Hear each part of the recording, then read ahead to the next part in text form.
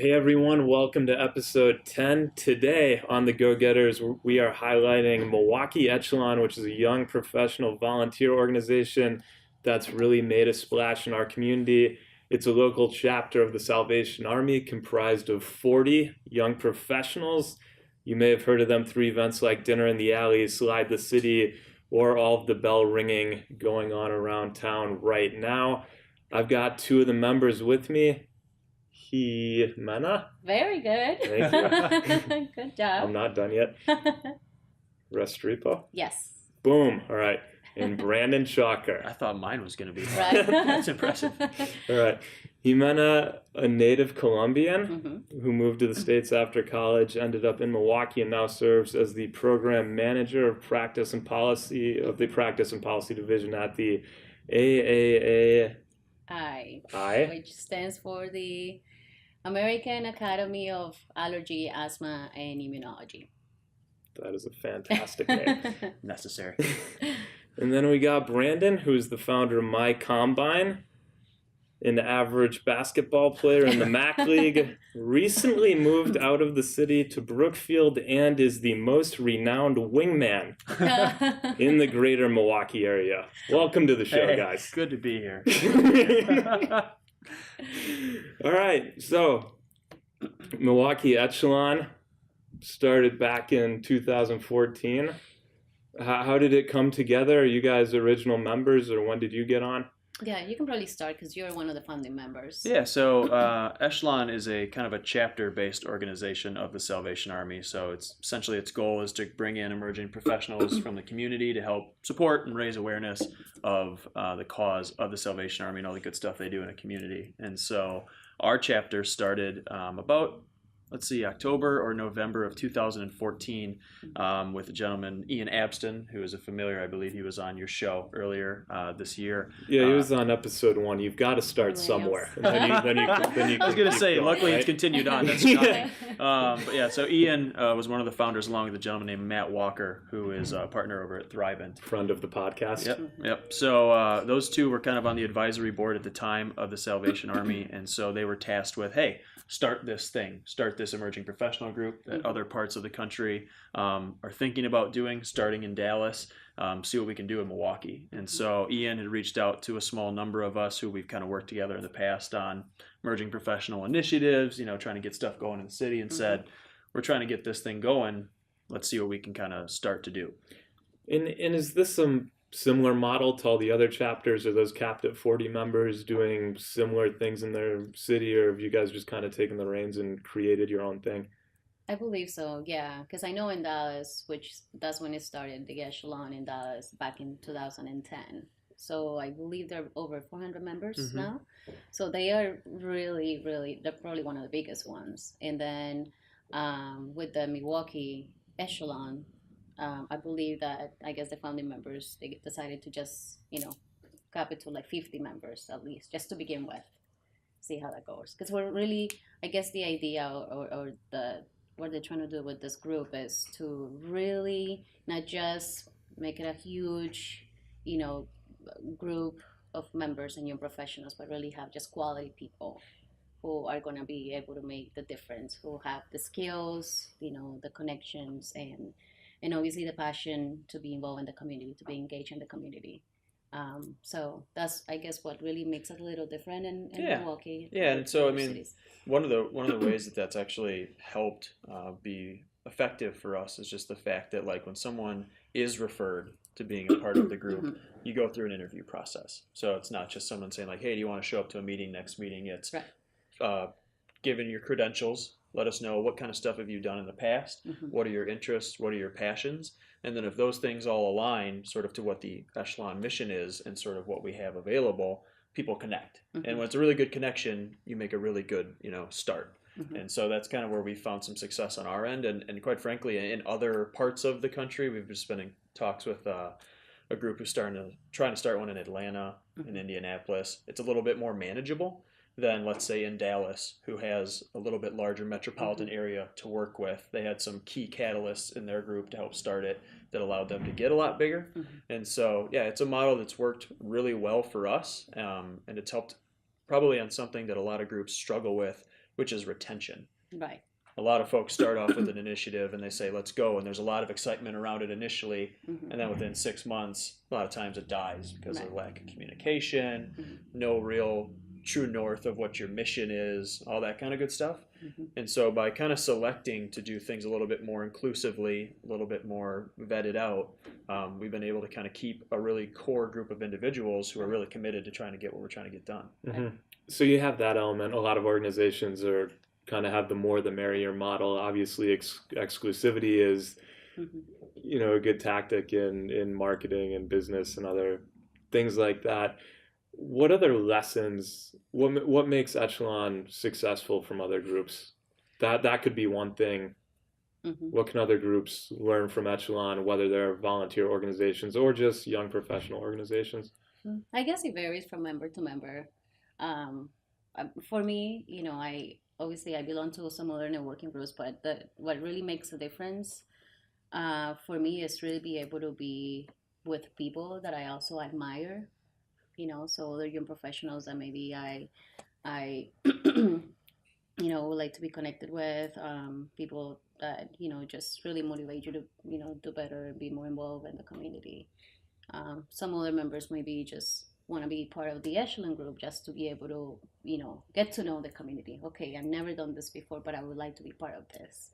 How can I get to know the city? How can I get to do other things? For other members, maybe just really the networking part of it, the social, piece of it. So it really varies. I think one of the things is we use technology to our advantage. Mm-hmm. Part of being an emerging professional group, for better or for worse, is that most folks are pretty comfortable with technology, which makes communication a lot more simple. And communication is critical to any initiative today to be able to move quickly. Otherwise, you're sitting back waiting for responses, you're waiting for time.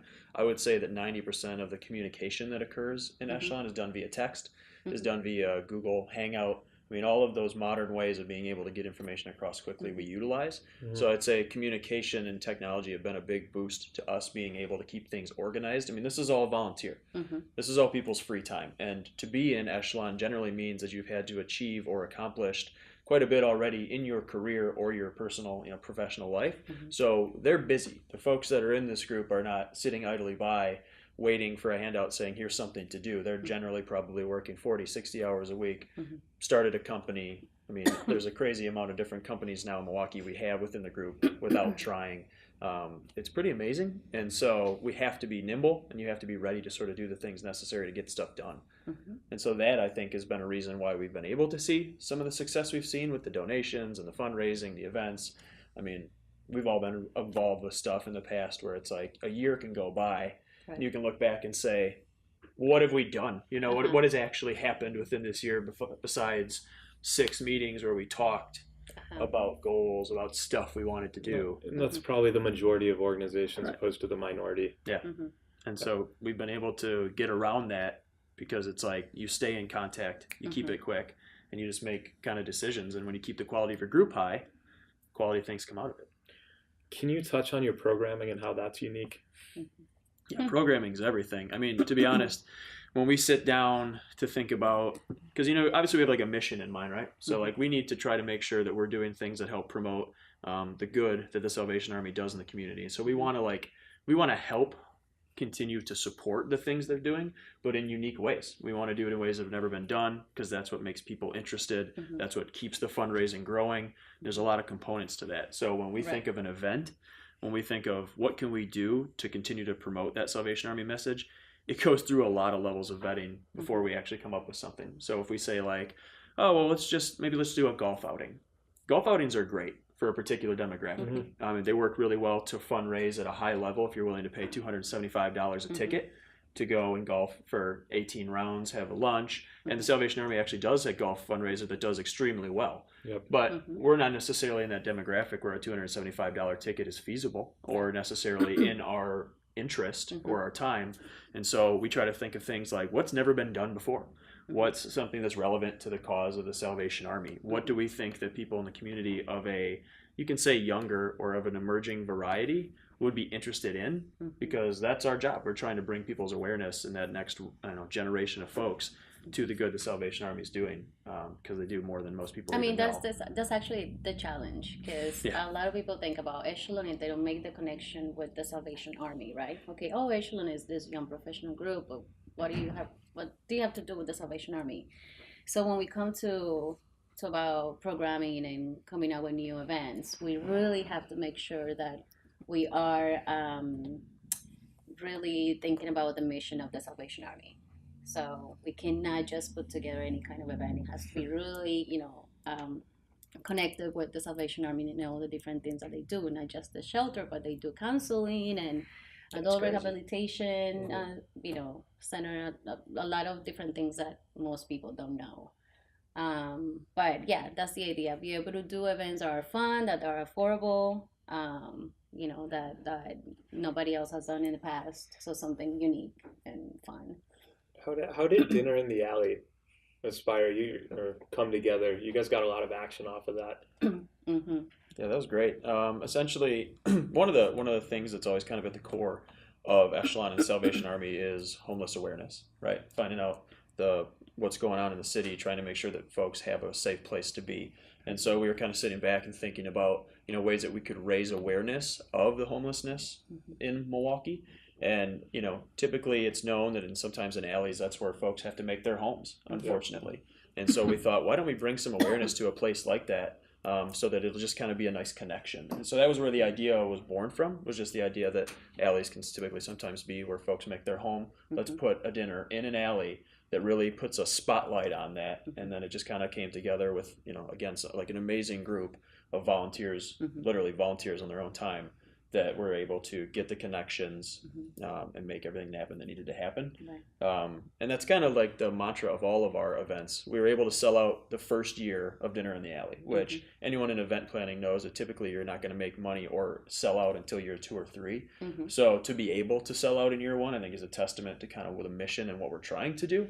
But we've seen that actually continue to sort of reciprocate throughout the other events that we put on. I mean, our stuff goes pretty fast. And I think that's the type of momentum we're trying to continue to build, is that if you hear the name Echelon and you know that its affiliation is towards something as good as the Salvation Army, there's every inclination to want to go to it, spend your money on it. You know what you're contributing to. The dollars are going to go towards good stuff, and you're going to have a good time like a few other places you can.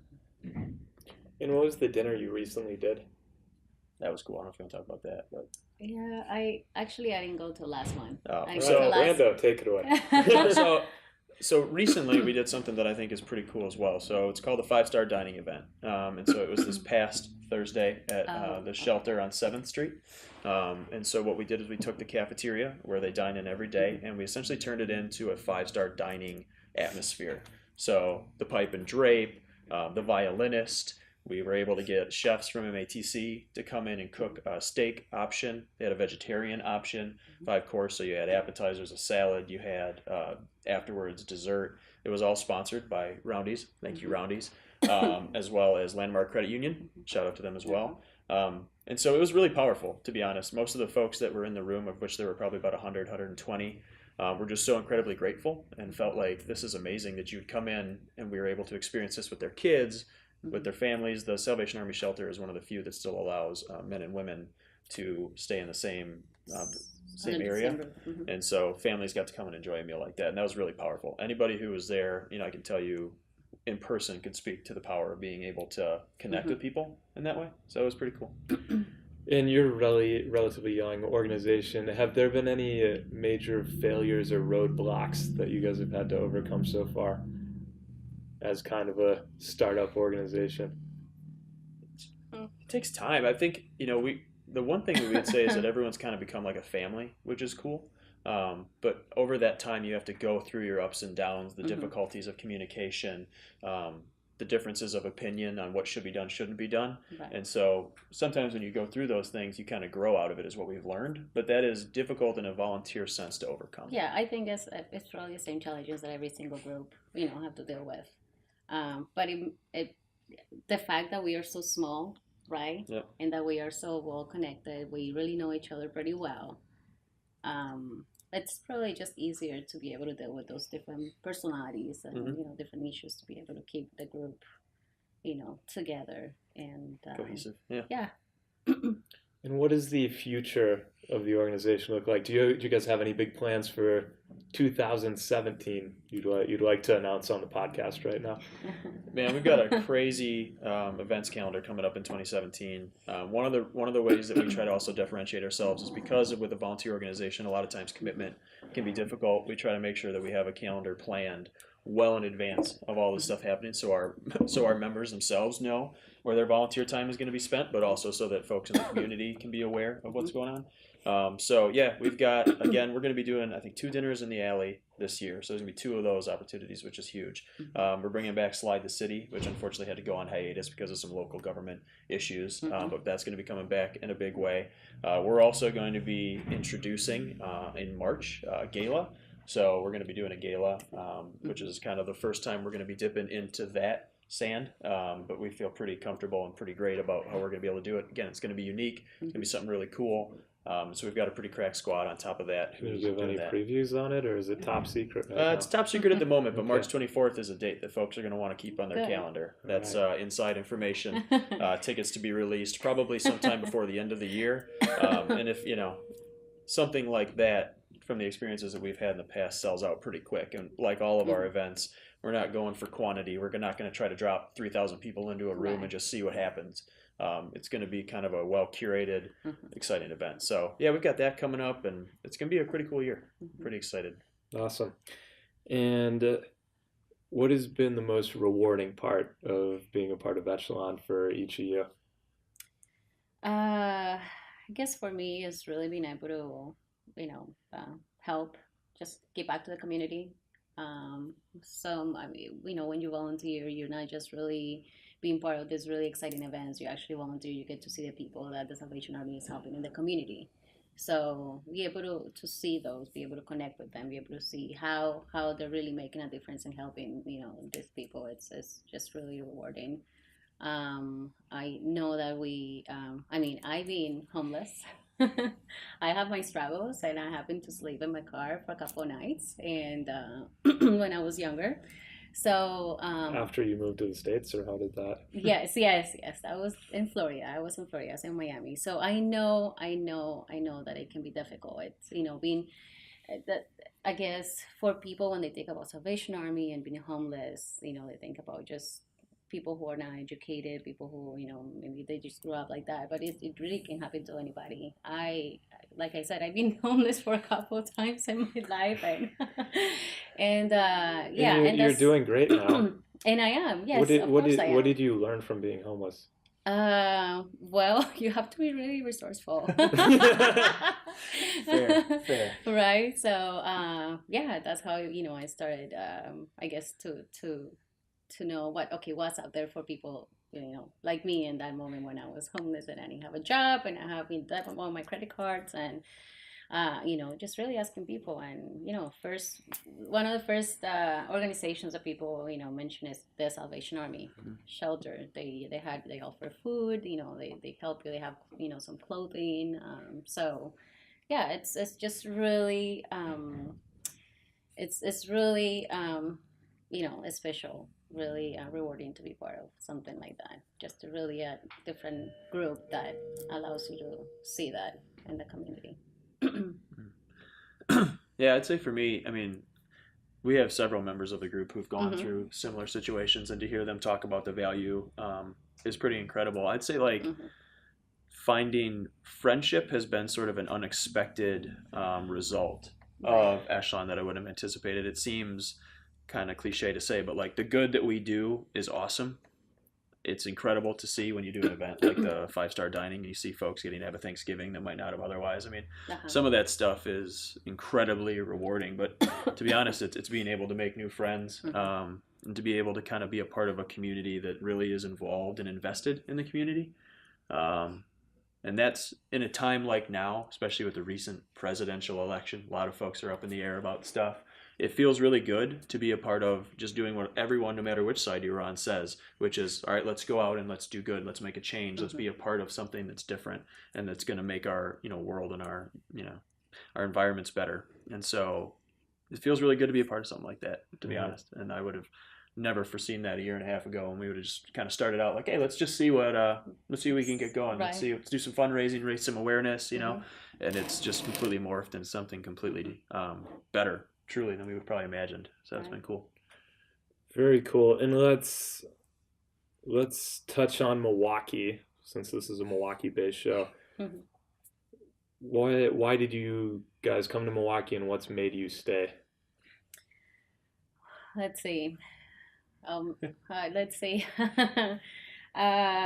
Well, I do have a sister. My older sister lives here in Milwaukee. So when I moved from Colombia to the U.S. about 16 years ago, I moved to Florida, and that's where I spend most of my time. But I used to come visit my sister here in Milwaukee, and I just fell in love with the people. And Midwest people, they always have a good reputation of being the nicest people. And then in the U.S., I spent some time in the West Coast, East Coast, and yeah, it's true. I always liked it. I always enjoyed every time I came to Milwaukee and visited my sister. So yeah, after a while, I decided to give it a try, and yeah, it's been now almost 3.5, 4 years. I'm glad you came. For real. You've added to the niceness of the Milwaukee, reputation. I do like the fact that it's a small city as well. Yeah. So, I was in Miami before, moving to Wisconsin. And yeah, I liked the fact that this is a small city, but it has everything that a big city offers. But just good quality of life here. I like it and enjoy it. Yeah, I came here for school. So back in the day, UWM Panther. Panther proud. So I came for school, kind of stuck around after, found a job, which I feel like anyone who's getting out of school is pretty much like your number one prerogative. So found a job and was able to kind of keep that going for a while. And then it, again, kind of like Echelon, just sort of snuck up on me when all of a sudden you find like a network, and you find a group of people who similarly are interested in the type of things that you're interested in. And so Milwaukee's been incredibly cool for me and my family. And so I think, it was it's not, I wouldn't say an easy choice when you got places like Miami calling your name, especially on days like today when it's like a little cooler. But, like I said, we just bought a house, and so we're invested in staying around the area. And to see the growth over that time has been crazy. I mean, it was kind of shocking. I realized the other day that I'd been here for 12 years. I came to Milwaukee when I was 18. Wow.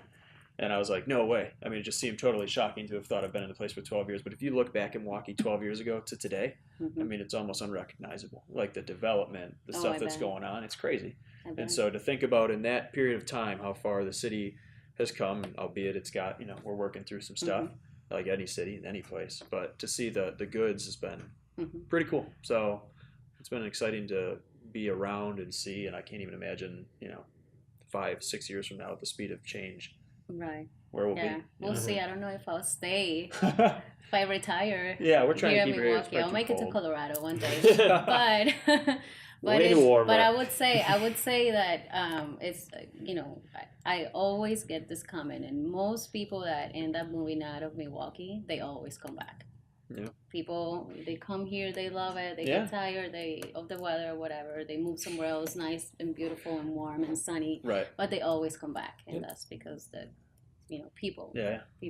How's the cultural adjustment been for you? Because you grew up in Colombia, then Miami's probably not a complete culture shock to Colombia, but Milwaukee, you're in the Midwest, it's freezing.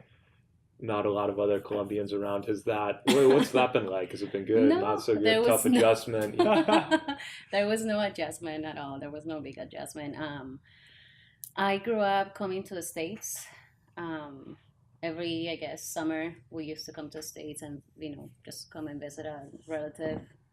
So I was always very, very intrigued and curious to know more about this country. So I knew since I was very, very young that I was gonna end up here in the States. So it wasn't really a big cultural change for me. I grew up coming here, visiting here. So I enjoyed it. I knew that I was gonna come here to school, and here I am. Awesome. You guys ready for some questions from the fans? Always. Oh gosh. Okay. Matthew Cordio founder of Startup Milwaukee. Oh, sure. It's nice of someone that big to submit a question on the show. You know? I just want to say that. Yeah, that's big thank you, time. Matt. We Glad feel you privileged. remember where you came from. You're getting a lot of media attention lately. How big of an influence has Eric Kennedy been on you? I don't know which one of you that was directed at, so either With one. Eric, you know God. it's both, man. Eric makes an Eric. impact on anybody that Yes. guy goes him. So we actually, very fortunately, Mhm. Eric was referred about a month and a half ago. So he went through the interview process, and we were able to kind of sit down. And someone like him is a perfect example Perfect. of Echelon. So, you know, Eric's been involved in a number of different initiatives in the community. He's done a lot of good and continues to do so. And one of the things he came to us saying is, I like what you guys have been able to put together in terms of getting things done. You know, that appeals to people of a particular nature. It's not about the talk, it's about the do. And so he really appreciated that. And so he put his name in the hat, and we were very fortunate to be able to have a position open Yeah, at that's that right. time for him to join. And so, yeah, he came on recently, and we're very excited to have him. He made a big influence already because he's started to tie in his networks, you know, to Right, to what he right. knows. He already and does a lot of work in the community. He's a That's great how it leader and a happens. good Yeah. friend. It's just networks. Great guy. Great guy. Next question from Matt Milicek, better known as the Wolf of Milwaukee. No. This Talk one's about for big time. Brando. You got this round, bro. Hashtag Modus Life. Oh, that's good. I probably still owe Matt for a few drinks, but that's cool. It's nice to hear Matt's name. Okay. Hopefully, he'll come down to Milwaukee We hope you're doing well. We do. Wolf, Possibly an invitation on the podcast someday for the Wolf. that'd be high energy. Okay. On the merits of, you know, vodka Red Bulls possibly could be a very good combo. Yes. Okay. Question from Eric Kennedy himself chiming in. Man's there. How has Echelon Milwaukee inspired you to be a change maker for the community? It's a two-part question, so we'll start with that one. Let's think of that. Can you read that again? How has Echelon inspired you to be a change maker? Or as Matt Cordia would say, a game changer in the community? I guess basically just what we said in the beginning.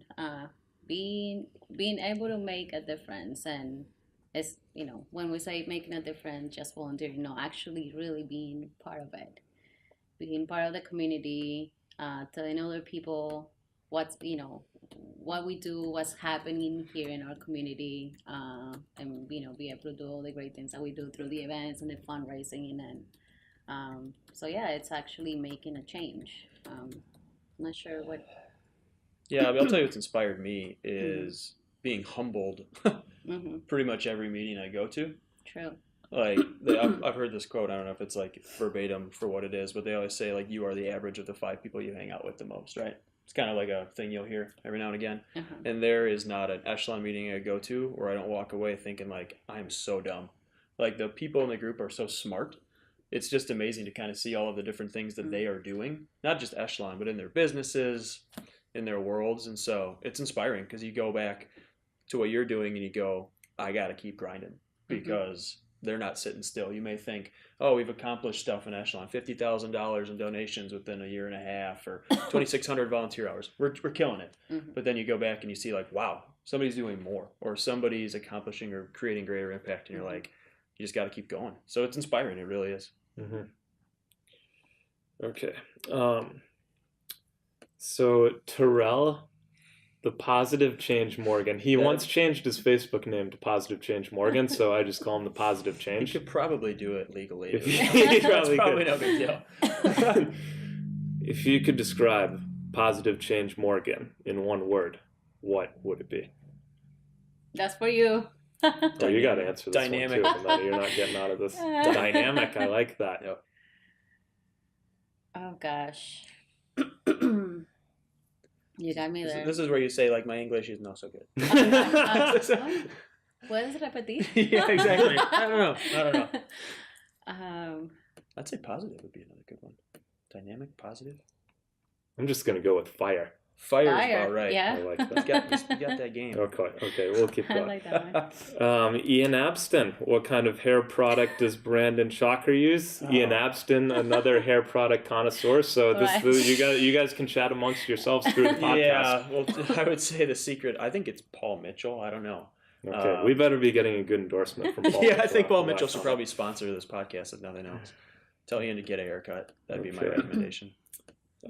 Question from the Mikey's bartenders: where have you been?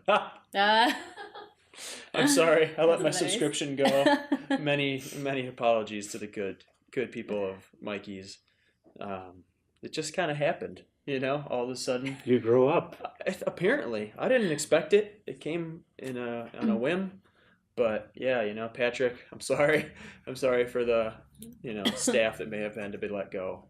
Dorner's still giving it a shot. I feel like Dorner will still be there. He'll give it a go. When the Wolf left, that really hurt too. He was my Mikey's guy. Yeah, But it's okay. What day is today? He would Tuesday. All right, so Tuesday, so we're be safe. there. He'd be sending out texts tonight. He would. He'd be positive. Telling you to be ready to go tomorrow. Okay, Eric, the second part of Eric Kennedy's question, we had to take a quick break from that. It was actually a legitimate question. How has Echelon Milwaukee broken down the segregation barriers throughout the community, if so? That's a very good one. Obviously a huge problem in the city in general. Mm-hmm. Well, I guess we're still working on it, right? Fair. Right? Fair. It's but our group is very diverse. Yeah. So, being able to working with people from different backgrounds and being able to work in different areas. I mean, that's Seems. It'd be remiss, be dismissive to say it's been easy for Echelon, but it kind of just, to her point, has organically happened. Yeah. At least within our group. So it allows us to sort of get into the stuff we're trying to do, and it is of a diverse nature, and it is in different neighborhoods, and so we're able to kind of just overcome perhaps some of those barriers just because we have members, a part of the group, from all walks of the community, and so they say, here's a need. I mean, we gotta and be able to be diverse, right? Right. And to be able to connect with all of those different areas that we are working on in the community. So yeah. But yeah. we still work. We're still working to create those networks. There's a lot of cool stuff going on all over the community. So part of the Echelon model is not just being inclusive to just yourselves. It's seeing what are other people doing. And so we can see that Social X or whatever it's going to be. There are groups going on in the community that hopefully we can grow our collaborations with. Right. That's a Working bigger together. Milwaukee thing, which is connecting a lot of these groups. Folks in other parts of the country would say, why do you got all these groups? What are you trying to get done? We'll just get it done. Yeah. So we're trying to get to that point where hopefully someday we're all just collaborating and it doesn't have to be here a group, there a group. But for today, that's it's working to we're get doing. some stuff done. Yep. Good question, Awesome. Eric. Yeah. It was a good question. Better than Matt Milichik's question. Yeah. Do you guys have any general advice for young professionals looking to get more involved in the community, either socially or philanthropically? Yes, I would say anybody who's interested in learning more about Echelon, gotta listen to the podcast. First things first. Thank have to contact you, be able to learn more about Yeah. The membership process, the interview process, and how to be part of this amazing group. Just ask. Right. So many folks that I talk to are like, how do I get involved? And, what can I do? And it's like, there's a million ways to get involved, but most people feel like they don't have a starting point. Just ask. Ask myself. Ask someone you know Ask who's your involved. friends. Go to your church. There are so many ways to get involved. Don't ever feel like, you're prohibited from them because you don't know. There's a million people out there that are super helpful that'll try to make sure that you get connected and use your talents. Part of the reason we succeed is because, again, the first question we ask people are, what are your passions? And if it's a volunteer, your time is being given freely. Right. You better connect the passions to the work you're going to be doing, because otherwise it's going to be a very short-lived time frame for how long you give your time for it. So that's the first thing we ask is, what are you passionate about? Right. And if you can connect that, then it's not like you're working. You're actually continuing to just do something you enjoy. So pretty important in my opinion. I agree. Awesome. That's all I got. Thanks for joining us. Okay. It's amazing to have sat Thank you. on this couch.